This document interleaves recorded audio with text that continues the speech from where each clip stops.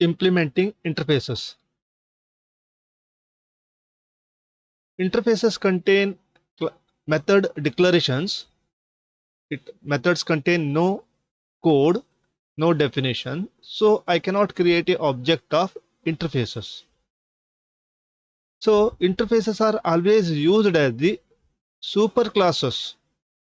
Okay, this using this interfaces, we are creating another classes where in that class we are defining the code for the methods.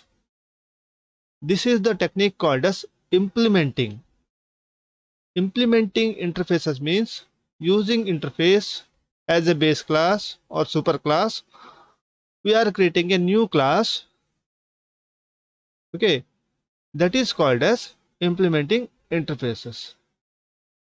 When you implement any interface, all the members of that interface becomes the part of that class.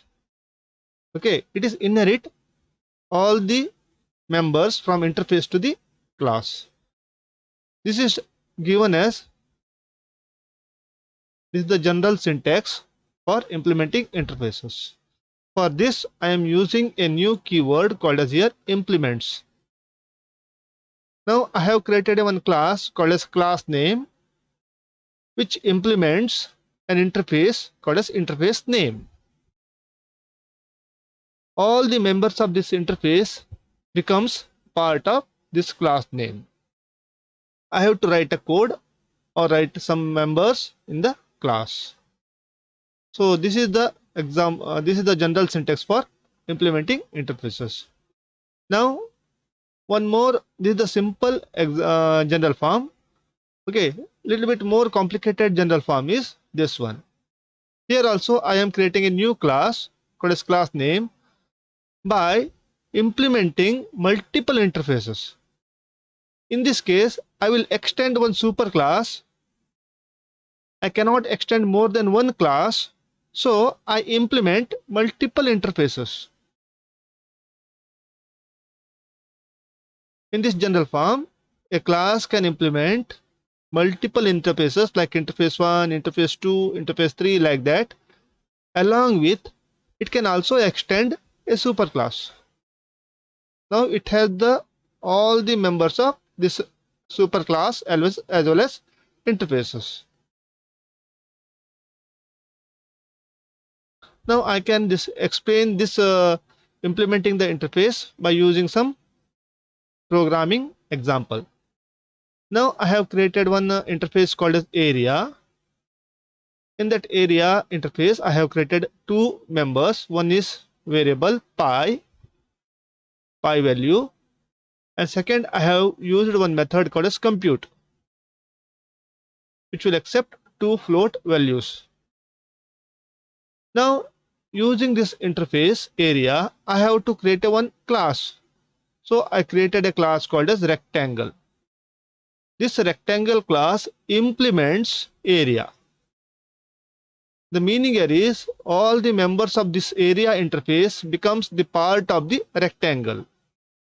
That means pi is available here. This compute is available here.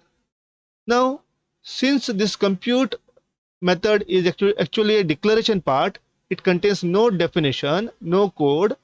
So in a rectangle, I have to override this method. I have to write the code for the compute here.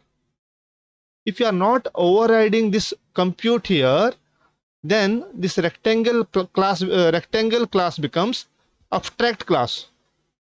I cannot create an object of rectangle.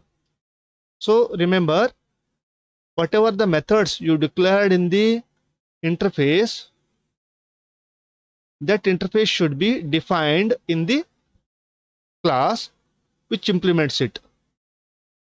Here area is implemented by rectangle, so it is the rectangle class to write the code for compute here. So I return the compute here. What this compute method will do? It will just find out the area of the rectangle.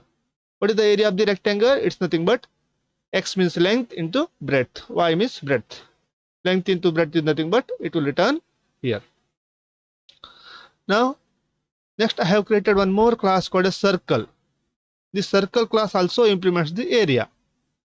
Same area interface. Now I have to again define the method called as compute, which will again accept the two parameter x and y, but I am interested in only x value here. Here only the input x is sufficient, because in calculating the circle I need the pi value as well as the x as the radius. So pi r square here. So pi is actually taken from area. Okay, this is the constant I have created here. It is taken from the area, and x is taken from here, the parameter. Calculate the area of the circle. I have created one more class called interface test for testing these two classes. I have created a interface test. In that I have written main. I have created the object of rectangle first. Here first rectangle object is created. Then I have created a one object of circle. Then I have created one reference of area, that is interface. I cannot create an object of area because using interface I cannot create an object. So I put some variable here. I just declare a one variable that is called as area. First, the area is actually pointing to the rectangle object.